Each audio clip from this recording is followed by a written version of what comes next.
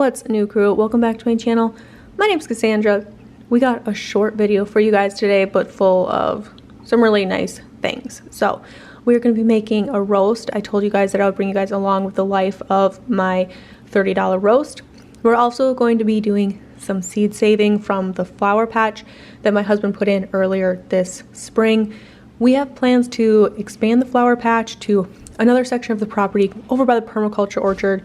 We also want to go ahead and take some perennials that are going to come out of this patch and put them in the orchard for pollinators. So we have lots of plans for that, and instead of buying more seeds like we had to do with this original patch, we have been trying to seed save kind of on occasion as there are seeds ready to be saved, so that we can go ahead and plant these next spring in another location where we want them. So this year, this patch was kind of an experiment to see how it went.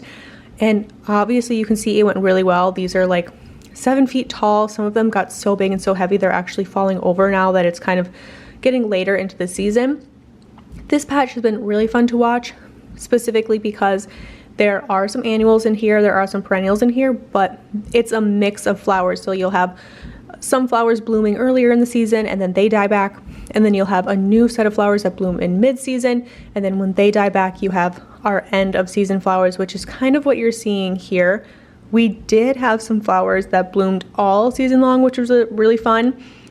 We also planted this exact pollinator mix up in our front walkway walking up to the house, and that took off really well as well. Super beautiful. So while I was out here, I caught a little bouquet for my older girls. They've loved coming out here and making little flower arrangements, so I made a quick little one for them with some of their favorite flowers, and I was able to get a whole bowl of seeds to save that we will kind of pick and clean later in the video. But we also have been saving a lot of dill seeds. This flower mix did have dill in it.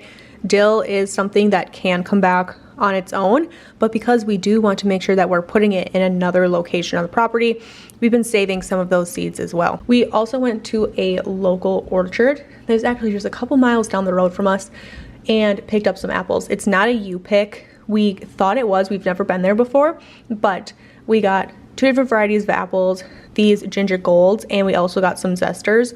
Zestars are something we have planted out in the orchard. Very excited about that. They're absolutely delicious, and we learned a lot of information from the gentleman there who owns and runs it. And the really cool thing is you can learn a lot from YouTube and YouTube videos, but nothing beats talking to someone who does exactly what you're trying to do locally. We were able to learn a whole lot of information that is really specific here to our specific area, which was absolutely amazing. He's a great resource. And one thing about my husband is he can talk to anyone about anything, and the gentleman told us, absolutely come back, ask me your questions, just come hang out and talk. I'd love to teach you what I know. So that was amazing. We made a new friend, a new contact, and someone we can rely on for a little bit of information, specifically when it comes to questions out in the orchard, which is amazing. I had some helpers here. This is the first time I made a roast in my Dutch oven, and let me tell you, I'm never going back to making it in the crock pot. It was so good. My husband even said that the meat was super tender. It just melted in your mouth. So we started by putting our half of a roast in our Dutch oven with a little bit of steak seasoning, seasoned salt, pepper, garlic. We also threw in some homegrown onions, homegrown carrots, homegrown celery. And while that was kind of searing on every side in the Dutch oven, I went ahead and started picking these seeds apart, pulling apart the things that aren't really relevant to our seeds, and putting them in a Ziploc bag. I am not separating out all of these seeds because they're all going in the same area anyways. I put my roast in the oven at 375 for about an hour and a half, an hour and 45 minutes. And you can see I'm pulling it out and it's just so juicy and tender. When I put it in the oven, I should mention, I put in about a pint of water and 2 bouillon cubes so that I would get a little bit of a beef gravy base going in the bottom of that Dutch oven.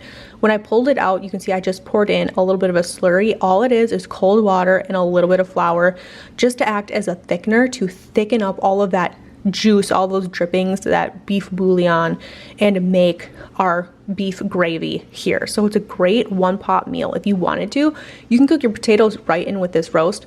My husband doesn't really like the texture of potatoes like that. He prefers mashed. So I took some of our homegrown potatoes, mashed them with a little bit of butter, a little bit of sour cream, which I have learned through the YouTube days is a controversial topic. So are you team sour cream in your mashed potatoes, or are you not? I like the slight tang that sour cream adds to potatoes. I also threw in a little bit of chives in these potatoes, a little bit of milk, mashed them up, used that as our base, and then added in some of our super tender meat, throw in some of our carrots and our onions, all that really beautiful gravy, and that was dinner. It was super easy and super delicious, and I loved this meal. I thought it was gonna be much more labor intensive than it was. That's why I've always cooked it in a crock pot, but honestly, it's really no different in the oven than it is in the crock pot, and I think that the overall outcome is superior in the Dutch oven. So if you wanted my opinion on that, now you have it. I also went ahead and made a very quick loaf of bread, and with the other half of my bread recipe, because my bread recipe makes 2 loaves, we made some donuts for the week ahead. Very simple. I just use a mason jar to cut out my round donuts. We fry them in a little bit of Crisco. Once they're out of the fryer, we sprinkle them with sugar. You can do cinnamon, you can do powdered sugar, and these were our overall products. Thank you guys so much for hanging out with me today. I hope wherever you are, you're having a fantastic day, and I will catch you guys in another one. We are reaching for the stars, but we're making this too hard.